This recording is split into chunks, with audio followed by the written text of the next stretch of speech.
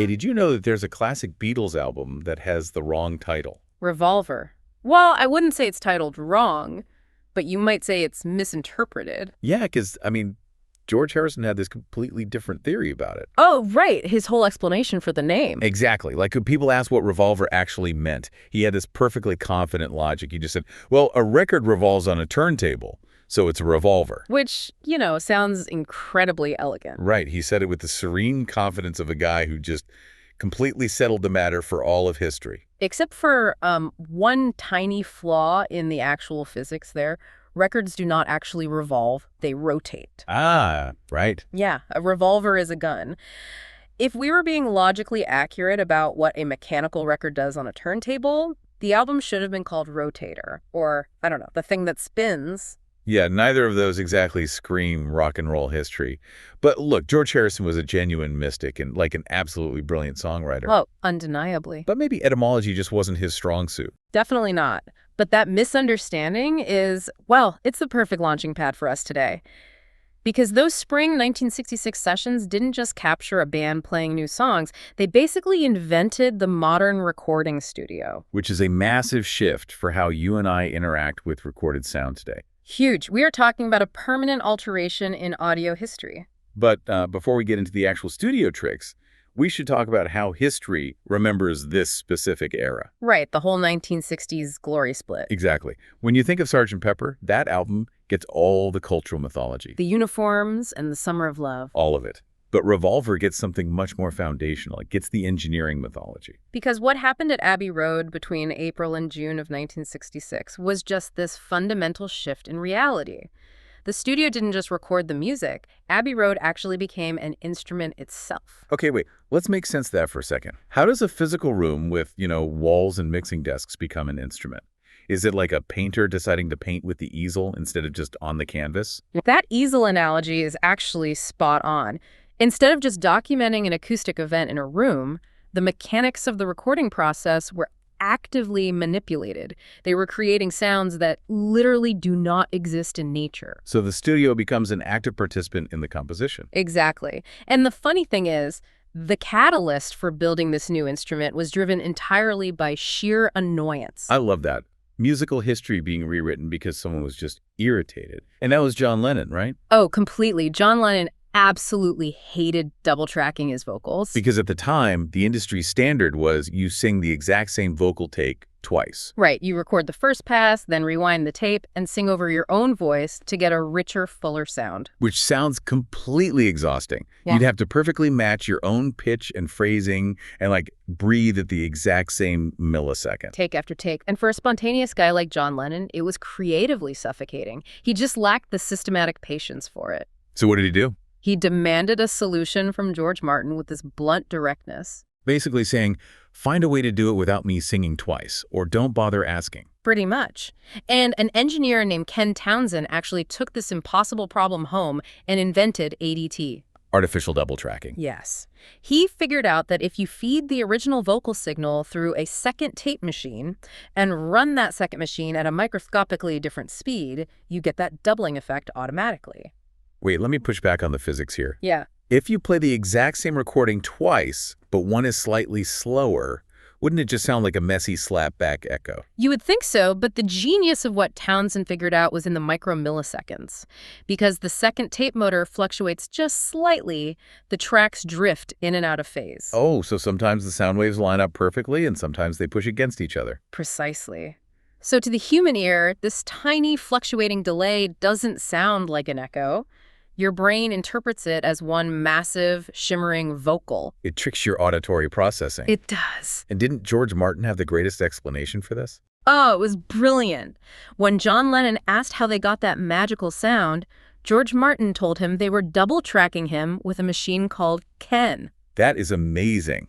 A witty way to explain a complex acoustic phenomenon to someone who only cared about the end result. Exactly. And for you listening, think about that exact psychedelic vocal sound of the late 60s, where the singer feels fully present, but also slightly displaced. Right, like a hovering presence resting just behind the lead vocal. And today, That exact psychoacoustic effect is just a one-click preset on every digital audio workstation in the world. But once John Lennon realized the engineers could bend the rules of physics for his vocals, it emboldened the whole room. Finding mechanical workarounds was just the beginning. Because they started deliberately breaking the physical rules of the studio space itself. Led by Geoff Emerick, who was only 19 years old when he became principal engineer for these sessions. Which is wild. Though he had been at Abbey Road since he was 15. Right.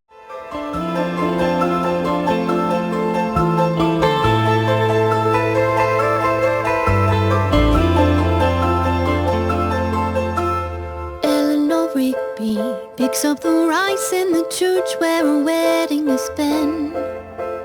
Lives in a dream, waits at the window, wearing the face that she keeps in a jar by the door.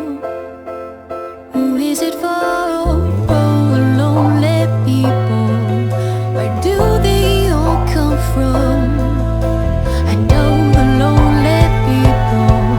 Where do they all belong? Oh, look at all the lonely people. Oh, look at all the lonely people. Father Mackenzie writing the words. So he knew the strict EMI rulebook inside and out. The manual dictated exact microphone distances to protect the expensive equipment. And Geoff Emerick just politely ignored all of it. Give me a specific example. What kind of rules are we talking about breaking here? Well, let's look at Ringo Starr's bass drum. Okay. The EMI standard practice was to keep microphones at a very respectful distance from a drum kit. You didn't want to overload the delicate ribbons inside the mics. Which is exactly why early pop records have that, thin, polite percussion sound. Exactly. Clean, precise, and about as threatening as a metronome in the background. But Emerick completely violated that protocol. He took a heavy sweater and stuffed it directly inside the bass drum for dampening. Just shoved it right in there. Yep. And then he shoved the microphone right inside the wooden shell, pointing directly at the beater. Wait, why does putting a sweater inside a wooden shell suddenly make the drum sound like a cannon? What's the acoustic logic there? It comes down to resonant overtones. A drum is basically a hollow resonating chamber. By stuffing a thick sweater against the skin, Emerick killed the ringing overtone entirely. So instead of a musical note, you just get the pure physical impact. Yes. You deaden the resonance, leaving only the sharp attack.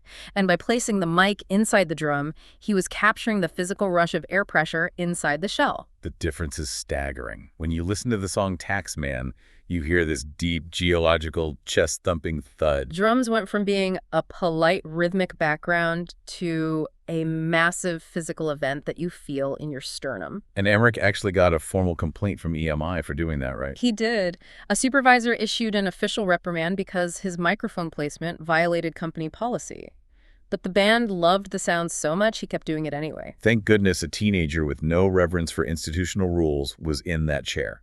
That rebellious choice inadvertently founded the compressed, close-mic'd rock drum sound the whole world uses today. Every modern rock record owes a debt to that sweater in Ringo Starr's bass drum.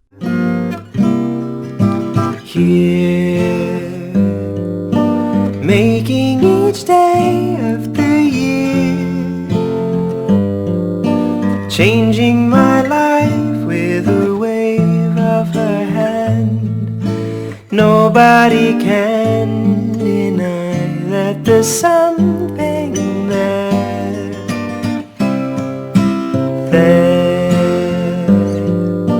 running my hands through her hair,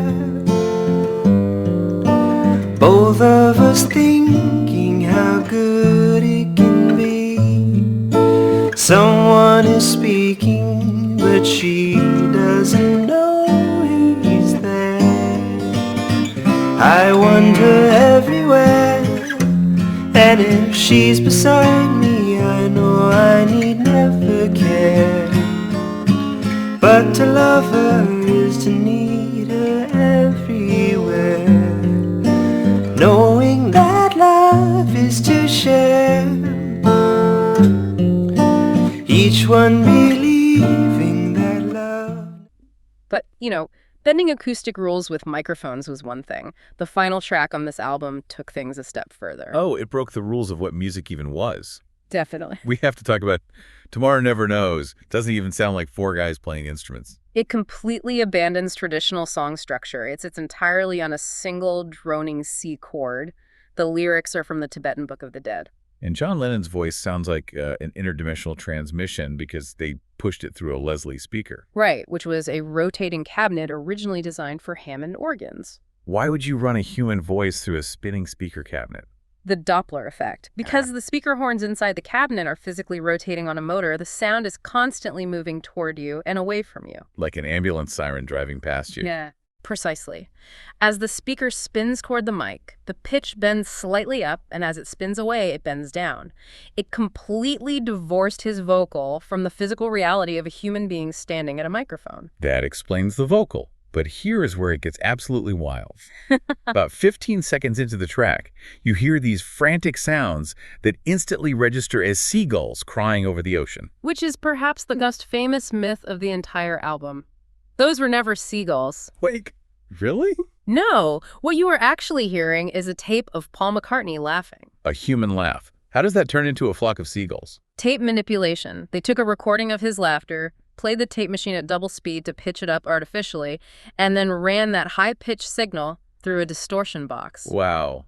It mutated the human voice into something completely unrecognizable. Exactly. And the visual reality of that session is almost as crazy as the sound itself. Paul McCartney had been at home experimenting with a reel-to-reel tape recorder. Cutting magnetic tape with a razor blade to create endless loops. Right. And he brought 5 of these physical tape loops into the Abbey Road session. But they were so long that they couldn't just run normally on the tape machine. They would just spill out onto the floor. Exactly. So to make them play continuously, the engineers and assistants had to stand in a circle around the studio space. They physically held the spinning tape with pencils to maintain the exact right tension. Just imagine that scene in your head. The most famous musicians on Earth, alongside these highly trained EMI professionals in white coats, all standing in a circle holding tapes with pencils. And while they stood there maintaining the tension, George Martin was stationed at the mixing desk, riding the faders up and down in real time. So he was bringing the different tape loops in and out of the mix, essentially playing the mixing console like a piano. It was a completely live performance of a tape loop composition. There was no undo button, no digital safety net. All of it had to happen simultaneously. It is incredible. But, calling Revolver a masterpiece kind of puts it on this untouchable pedestal. It totally misses the brilliant truth of the whole thing. The reality is how remarkably practical it was. Right. It wasn't just some divine inspiration. No, this entire sonic revolution was born from problem solving. It came from John Lennon complaining about singing twice, a 19-year-old ignoring the rules to get a heavier drum sound for Ringo Starr, and Paul McCartney experimenting with tape loops. They didn't just write a collection of songs. They literally wrote the manual for modern music production out of sheer curiosity and frustration. That is the perfect way to frame it. And for you listening, think about the tools you have right now on your laptop. ADT, vocal widening, heavy drum compression, endless looping. These are just default settings in software today. You can achieve in one click what took them weeks of fighting against physics. What? Which leaves you with a fascinating question to ponder. Oh, absolutely. If they were able to break the physical universe of sound precisely because they lacked the right tools, what brilliant innovations are we missing out on today simply because our technology has made making music a little too easy? If you never have to hold a tape loop with a pencil, you might never discover what happens when you do. Well, thanks for joining us today. Whenever you feel like knowing more about the Beatles, visit us at BeatlesRewind.com. It's the Beatles, all day, every day, 8 days a week. Cass will do it again tomorrow. Looking forward to it. Until next time, when you listen. Your mind conducts its own symphony.